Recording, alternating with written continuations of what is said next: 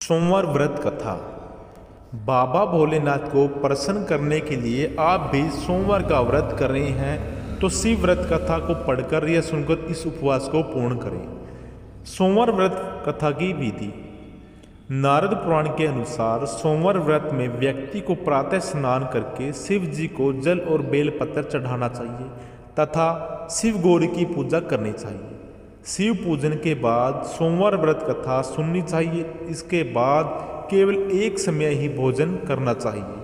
साधारण रूप से सोमवार का व्रत दिन के तीसरे पहर तक होता है, मतलब शाम तक रखा जाता है। सोमवार व्रत 3 प्रकार का होता है: प्रति सोमवार व्रत, सौम्य प्रदोष व्रत और 16 सोमवार का व्रत। इन सभी व्रतों के लिए एक ही विधि होती है।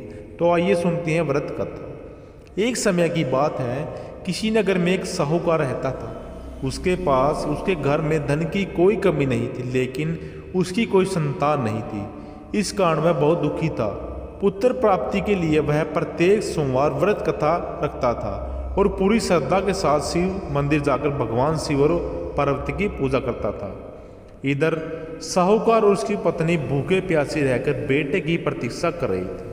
उन्होंने प्रण कर रखा था कि यदि उन्हें अपने बेटे की मृत्यु का समाचार मिला तो वह भी प्राण त्याग देंगे, परंतु अपने बेटे के जीवित होने का समाचार पाकर वह बेहद प्रसन्न हुए। उसी रात भगवान शिव ने व्यापारी के स्वप्न में आकर कहा, हे सृष्टि, मैंने तेरे सोमवार के व्रत करने और व्रत कथा सुनने से प्रसन्न होकर तेरे पुत्र को लंबी आयु प्रदान की है।